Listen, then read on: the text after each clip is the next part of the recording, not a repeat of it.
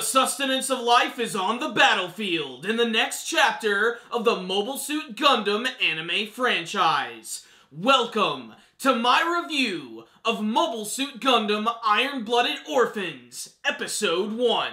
The hype, my friends, the hype is through the roof. Anyone who's been attached to my channel for a long time knows that, like, my two favorite anime franchises of all time are Dragon Ball Z and Gundam. Gundam, in particular, is the one series that got me into collecting anime in the first place. I'm not even done watching the DVDs I just ordered for Turna Gundam, and here we are with a brand new Gundam anime series, which is its very own fresh new thing. That's the best thing about this series. It's not attached to the Universal Century storyline of Gundam. It's its brand new own universe, which means anybody can jump in and start watching at this point and get something out of this series. And I have a feeling that Iron-Blooded Orphans is going to be one hell of a memorable story that is going to pull no punches. Very different from Reconquista in G. The first thing about this series is that it gives me vibes of Mobile Suit Gundam the 8th MS Team, which just so happens to be my favorite Gundam anime, so I've already got a really great feeling about this show. So what's the story of Mobile Suit Gundam Iron-Blooded Orphans? It takes place in its very own separate universe, and it takes place hundreds of years after this war, which was called the Calamity War.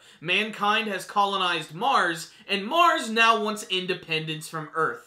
Does this sound familiar? It's very similar to what we've seen in other Gundam anime. The difference is, in this series, we have this diplomatic messenger who is known as Kudelia Ina Bernstein. She's going to be probably the main female lead of the series, and she happens to be the daughter of one of the higher-ups of this place, which is known as the Kreis organization. And they have their very own security, which is known as CGS. And this is where a lot of the main characters are going to be, which, as the name of the series would imply, they're a bunch of children. They're child soldiers. They're orphans, and their job is basically to be the security for this place. It really is kind of disturbing how they basically treat them like slaves, but I'm really interested to learn about the main characters of the series, who seems like it's going to be this trio. We have Mikazuki August, who seems like he's going to be the main default character of the series. He's very standoffish and not exactly the most social of people, but he looks like he's going to be our main Gundam pilot for the series. We have the hardened and badass Orga, who has a ridiculous hairstyle, but I honestly think is going to be one of those characters who steals the show. And if you watched any of Gundam Build Fighters, you'll definitely recognize that he's the same voice of Ado Saga, which is very appropriate for a character like that.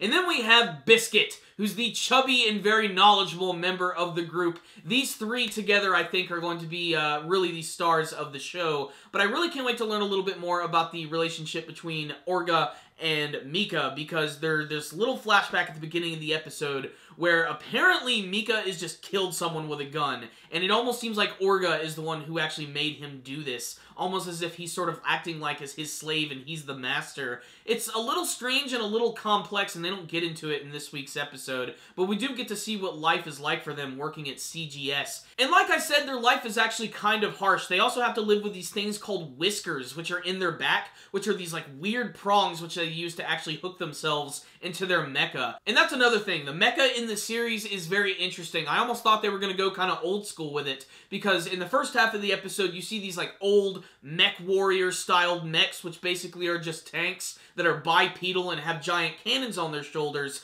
But then at the end of the episode, you get to see some more traditional mobile suits, as well as the titular Gundam of the series, but we'll get to that in a second. So really what's going on in this week's episode is that Kudelia Ina Bernstein is about to go to Earth on a diplomatic mission so that she can ask for the independence of Mars, so this doesn't have to be dragged into some ridiculous mobile suit war of death. And she's going to have some security, and that will come into the main forms of our three leads, which are Mika, Orga, and Biscuit. And of course, that just means that everything is going to go completely wrong, because before they can even leave to Earth, they're suddenly attacked by this group which is known as the Galahorn Group, which have these very destructive mobile suits, which have giant axes and lasers which can come out of their faces. I actually really like the designs of these mobile suits because they're slightly reminiscent of things we've seen before, but they also have some new features about them. But luckily, CGS is able to fight back because they do have a secret weapon, which is the Gundam Barbados.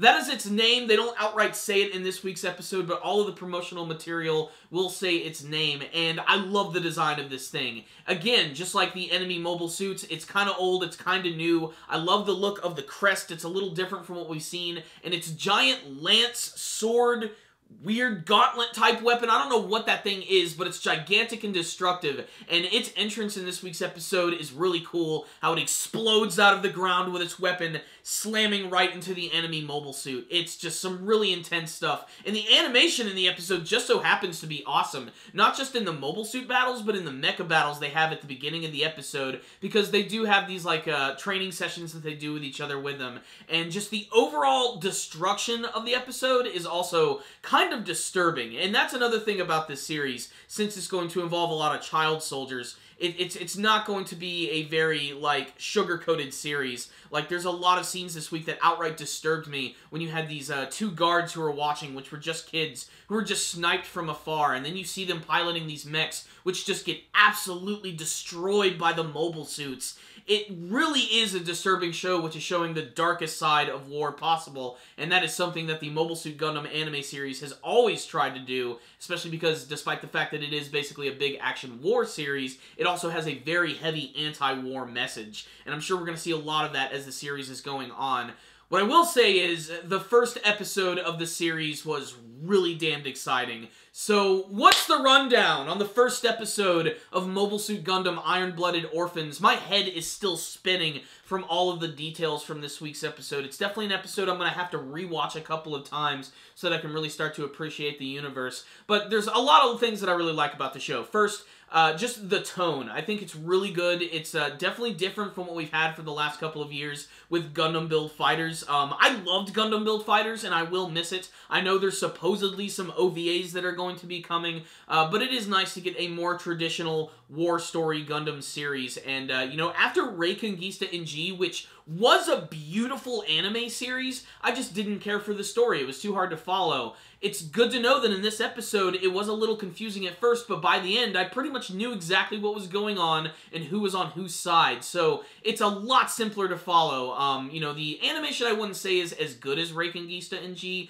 but it's not bad either. It's just different. It's got a completely different art style, which is distinctive amongst the other different Gundam anime series, and that's something that's always cool to look forward to with these brand new, like, alternate universe Gundams, how they always have, like, a completely different art style to them, and I love the mecha design so far. We've barely seen really any of it, but that Gundam Barbados looks really awesome. Of course, it has the traditional color scheme, blue, white, yellow, and red, but still, they always have to have that for the main Gundam. But I'm just as intrigued for the actual story of the show as I am for the mecha, like the entire backstory of Orga and Mika. I really can't wait to learn a little bit more about these guys and why they're in their current predicament at the moment, and why apparently they just killed that one dude back in the day. Like, this is how they plant the seeds for a really good story, by showing us these small little flashbacks and seeing how it's going to build up. I'm not sure really what's going to happen, though, after this Gundam is going to come out, if they're going to continue to work with the CGS, or if they're going to try and begin their own organization and try to leave it, because it doesn't seem like the kind of nice place to stay. Like I said, they basically sort of treat them like slaves. There's these other higher-ups in the CGS who are like the overseers, who are basically just cracking the whip the entire time and just treat them like garbage. And then, of course, there's the main female lead herself, Kudelia Ina Bernstein, who is very similar and like kind of a composite of a lot of princess-styled characters that have been in the Gundam anime. It kind of reminds me of the relationship of Hiro Yui and Relina Peacecraft from Gundam Wing. It sort of has that same vibe to it, with some small overtones of 8th MS Team. What I will say is, this episode right here was really good, it was really intense, great characters, cool stories so far, and some badass mecha brawling action. So, if you're just looking for a nice, good sci-fi space story with some cool characters and a great message, check it out. And if you want to stay tuned for the next big entry in the Gundam series, then you gotta check out this episode. It's about to carve history in the greatest mecha anime franchise of all time. So, I loved the first episode a lot. I don't think it was a perfect episode, but I think it was incredibly entertaining, especially for old school Gundam fans, and even for those who aren't even accustomed to Gundam. Just check this one out, you might see something you like. So I'm going to give the first episode of the series a 4 out of 5. I'm definitely reviewing the entire series because that's just what I do on this channel. I'm a big Gundam fan and I gotta follow it all. So check it out, guys. But before you leave, I want to hear from you guys. Did you watch the first episode of Iron-Blooded Orphans? What did you think about it? How do you like the story? Do you have a favorite character from the first episode? Do you have any theories about what's going to happen? What do you think of the Gundam Barbados? What do you think that weapon is going to be all about? Do you think it's just a big blunt weapon? Do you think it'll transform into something else? Do you think the Gundam Barbados will have some other cool powers? What did you think about all the crazy space jargon like Ahab particles? There's so many things in this week's episode that I could talk about. I just don't have the time to do that, but I want to hear from you guys. Make sure to tell me what you want to see from the rest of Iron-Blooded Orphans and all that jazz in the comment section below. Thank you guys for watching my review. Make sure to like this video, share it with your friends, and subscribe to the channel. If you want to see some of my other Gundam anime review, make sure to check out the playlists on our channel. I've reviewed quite a bit, and I even have some other special Gundam projects for the future, so stay tuned. Thank you guys again for watching, and as always, stay dandy, baby!